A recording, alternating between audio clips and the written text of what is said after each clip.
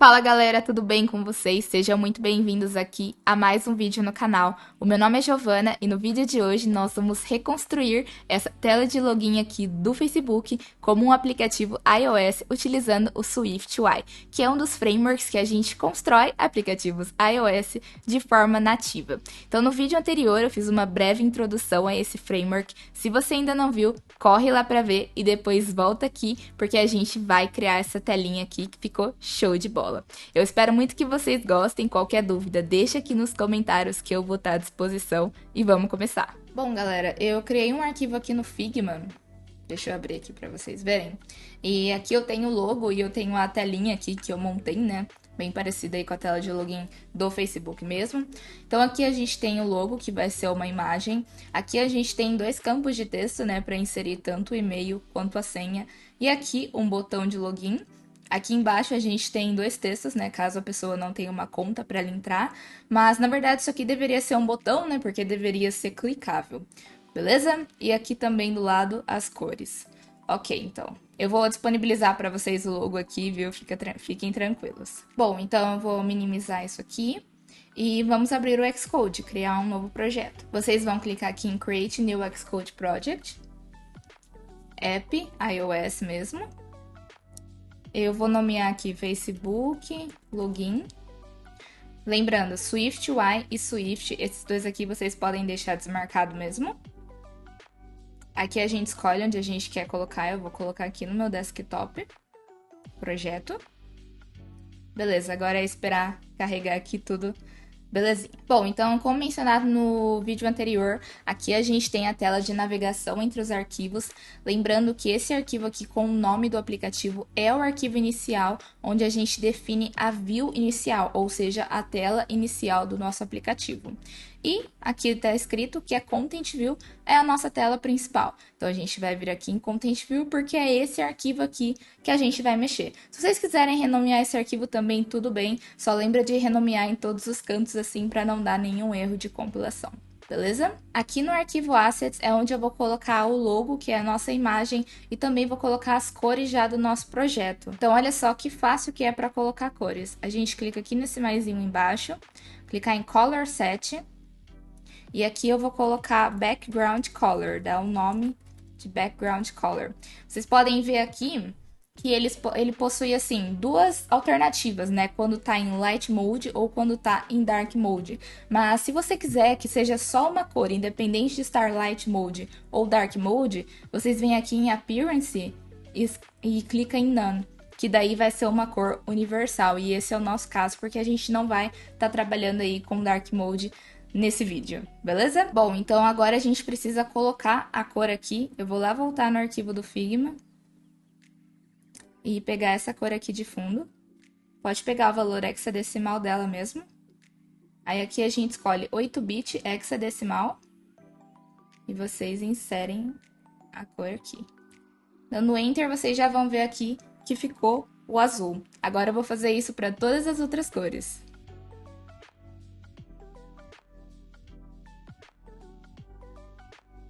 Perfeito, então. Todas as cores já estão aqui prontas pra gente usar. Agora só falta o logo, que eu exportei ele em SVG, que é o formato vetorial que não perde a qualidade. Então eu vou vir aqui no meu Finder, vou pegar aqui esse arquivo logo.svg e vou só arrastar aqui para o nosso arquivo Assets. E pronto, o logo já tá aqui. Agora a gente volta então para o arquivo Content View, que é onde a gente vai trabalhar de fato. Vou minimizar essa aba aqui e essa aba aqui. Vou selecionar aqui no simulador o iPhone 11 Pro e vou dar um Resume. Pronto, agora o iPhone já tá aqui. Deixa eu só diminuir um pouco o tamanho dele, pra gente ver o código melhor. Vou aumentar o código aqui para vocês verem melhor também. E vou dar uma indentada, porque eu prefiro com menos espaço.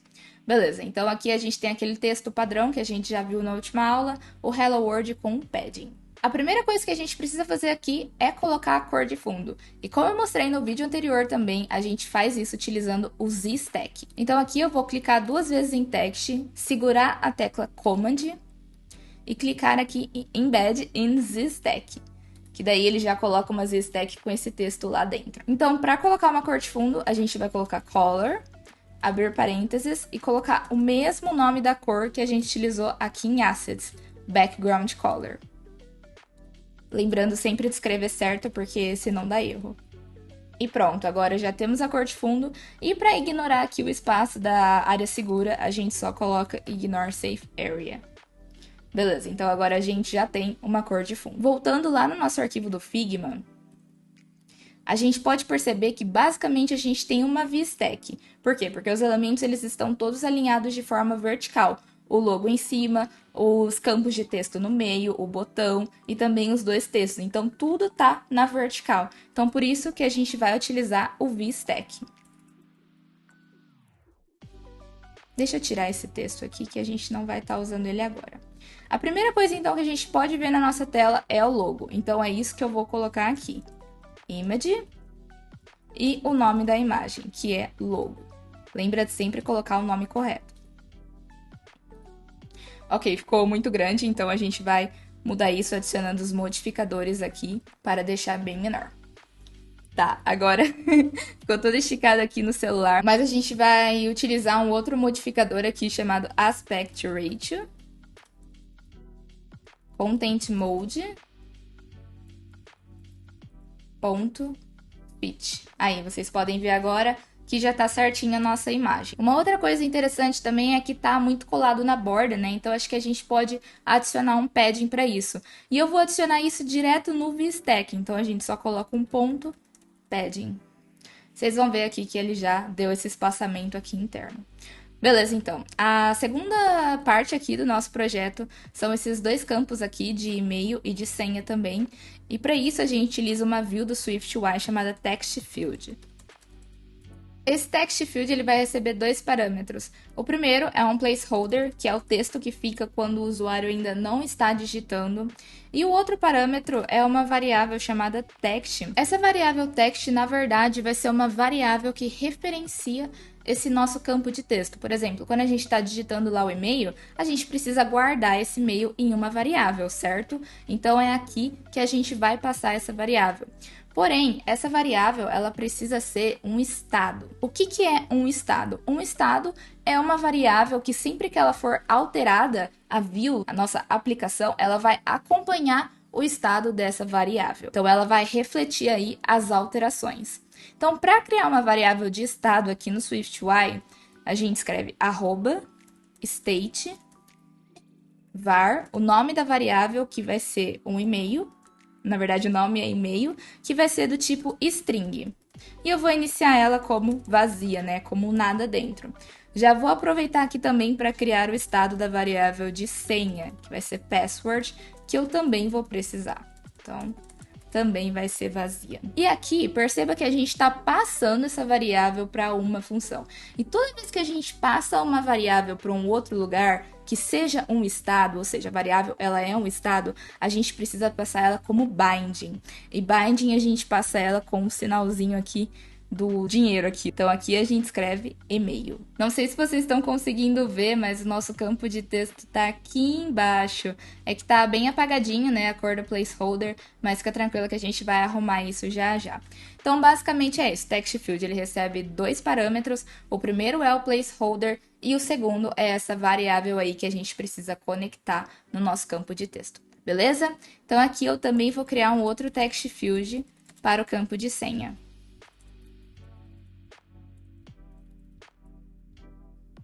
E pronto, tá bem apagadinho, mas ela tá aqui. E agora eu quero colocar uma cor de fundo branca para não ficar tão apagado assim e também seguir aqui o nosso modelo de layout. Por isso eu vou colocar esses dois dentro de uma outra VStack. E nessa VStack eu vou falar que a cor de fundo ela é branca. Então, background color.white. Pronto, agora vocês já podem ver aqui melhorzinho esses dois campos de texto. Também vou colocar uma borda arredondada de 4.0. Perfeito, então. Mas vocês podem ver aqui que está muito colado também esses dois campos de texto. Então, vamos adicionar aqui um padding. Então, aqui nesse primeiro do e-mail, eu vou adicionar um padding no topo. Então, a gente coloca ponto top, vírgula, o valor, 24. Se a gente quisesse deixar 16, que é o padrão, a gente só coloca 12.top, mas eu vou aumentar aqui para 24 que eu achei melhor. E também no bottom de 12. Aí já tá ficando melhor. Ponto padding no horizontal também. Aqui eu não quero colocar nenhum valor diferente de 16, então por isso que eu vou deixar. Eu vou explicar pra vocês aqui já porque eu coloquei 24 no topo e 12 embaixo, mas é um cálculo aqui que eu fiz. Vocês vão entender melhor por que eu fiz isso já. Ok, agora a gente precisa colocar o padding para a senha. Então eu vou copiar isso daqui e vou colar. Só que a gente vai alterar aqui o top para 12 e o bottom para o 24. E deixar aqui as mesmas outras configurações. Beleza, eu fiz isso porque agora a gente precisa colocar uma linha aqui horizontal. Vocês veem aqui no layout tem uma linha.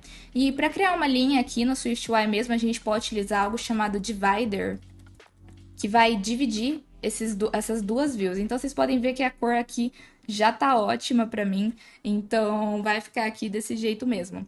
Então, olha, aqui nesse meio tem um padding top de 24 e um bottom de 12. Foi por isso que eu não coloquei os dois valores iguais, por causa desse divider, porque esse divider, ele cresce um pouquinho de tamanho. Se eu tivesse colocado 24 aqui no bottom também, vocês podem ver aqui que ele fica muito maior no bottom do que no top, embora os valores sejam os mesmos, porque esse divider faz com que cresça um pouquinho. Por isso que eu deixei aqui 12. Beleza? Então agora a gente vai para o botão. Vocês podem pesquisar aqui na biblioteca, lembre-se, aqui ó, já tá aqui, bottom, e é só arrastar para cá. Bom, o que vai ter dentro desse botão então? Vai ter um texto com a string login. Deixa eu diminuir esse celular aqui. Beleza. Agora vamos fazer umas modificações aqui nesse botão que não tá nada bonito. Primeiro eu vou aumentar um pouquinho a fonte, eu vou colocar title 3. Também vou deixar ela em negrito, com bold. Vou deixar ela branca, usando foreground color. Também vou dar um padding de 20. E aqui é a sacada. Bom, eu quero colocar esse botão que ele tenha o máximo de largura possível que ele possa ocupar na tela.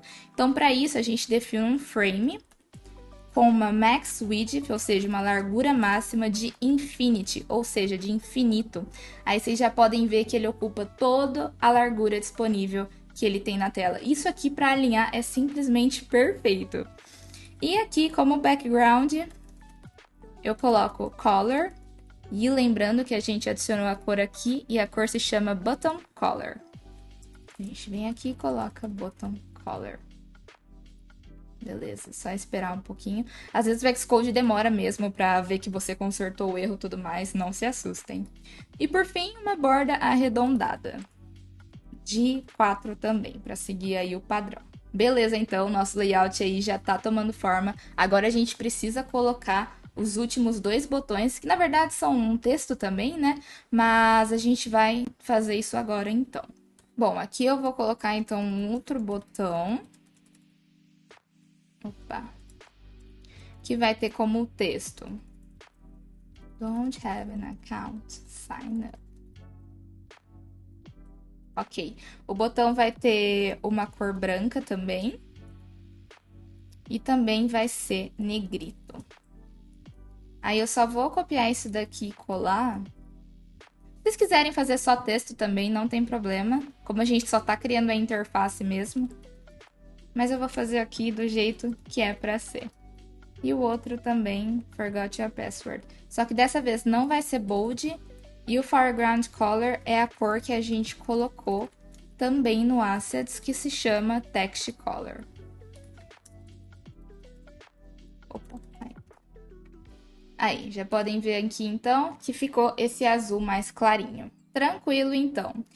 Só lembrando aqui que esse Content View Previews, ele tá relacionado aqui com a Preview mesmo, então vocês não precisam se preocupar aqui com esse tipo de código. Bom, a única coisa aqui que eu vejo que tá muito ruim é que eles estão muito juntos, né? Não tem nenhum espaçamento entre o logo, entre os campos de texto e tudo mais, e a gente vai arrumar isso agora. Bom, pessoal, então, como eu mencionei na aula anterior também, para dar um espaçamento a gente vai utilizar uma view chamada de spacer. Então eu vou adicionar ela aqui logo depois do logo, olha só o que vai acontecer. Bom, ele ocupou todo o espaço disponível que ele tinha. Então, ele deu um espaçamento assim gigante. Ele falou: eu posso dar todo esse espaçamento? O máximo que eu conseguir? Eu vou dar o máximo de espaçamento que eu conseguir. Entendeu? Então, para meio que dividir isso, eu vou adicionar um outro spacer antes aqui do. Deixa eu dar uma olhada aqui no layout do Figma. Depois do botão de login, então. Aqui. Antes desses dois textos. Aí vocês podem ver que agora o botão de login junto com os campos de texto foram para o meio. Mas ainda tá muito ruim. Então a gente vai determinar uma altura assim, padrão, para que ele não ocupe todo esse espaço disponível. Então para fazer isso a gente adiciona o modificador frame com uma altura e aqui eu vou colocar 64. Aí já ficou bem melhor. E aqui nesse outro spacer eu também vou colocar uma frame com altura de 64. Então, só vou copiar e colar. Aí, agora sim, já ficou bem melhor. Agora o espaçamento já tá assim, do jeito que eu queria. Eu só quero dar um pouco de espaçamento entre o botão e os campos de texto. Então, a gente pode vir aqui e colocar o spacer. Só que aqui a altura 8, por exemplo. Ou não, um pouquinho mais, 16. Aí, 16 já tá bom já, fica aí um pouquinho espaçado. E também, entre esses dois textos aqui, eu poderia colocar um spacer. Eu quero adicionar um espaçamento entre eles, mas eu vou fazer de forma diferente. Eu vou colocar eles dentro de um VStack. Então, vou puxar esses dois aqui para dentro. E aqui eu vou colocar um spacing de 8. Agora sim, porque esse spacing aqui dentro do VStack, ele faz com que todos os elementos dentro de um VStack tenha determinado espaçamento, que no caso eu determinei 8, em vez de usar o spacer aqui, mas você também poderia utilizar o spacer da maneira aí que você prefere. Bom, pessoal, uma última observação aqui é que esse campo aqui de texto, na verdade, ele deveria ser um campo assim de senha, que quando o usuário digitasse, não aparecesse como texto comum, certo? Aparecesse lá as bolinhas para campo de senha mesmo, né? Como a gente está acostumado a ver isso. E no SwiftUI, em vez de a gente usar Text Field, a gente utiliza o Secret Field. E agora sim, quando a gente digitar um texto, aparece lá as bolinhas assim, bem padrão de senha mesmo. Bom, finalizamos aqui a nossa interface então do Facebook e agora eu vou rodar no simulador. Para rodar, eu clico aqui nesse botãozinho aqui de play. Bom, então agora que ele está rodando aqui, eu vou minimizar um pouquinho aqui o Xcode e vou abrir aqui o simulador. E agora sim, vocês já podem ver o nosso aplicativo rodando aqui, colocando aqui o e-mail e a senha aqui, como eu mencionei também, que vai ter o padrão aqui de senha.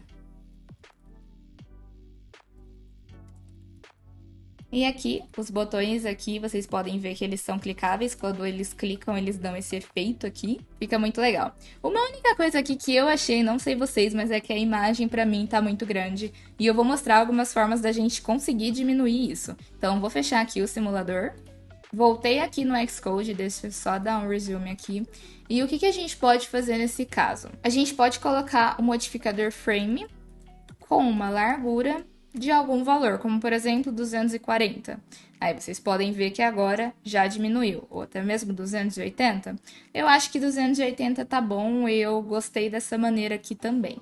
Um outro ponto é que o Text Field, ele possui, quando a gente vai digitar alguma coisa no teclado, a gente pode ver que às vezes o teclado ele é numérico, às vezes o teclado ele é diferente, e para e-mail também existe um tipo de teclado específico, e a gente utiliza isso através do modificador Keyboard Type.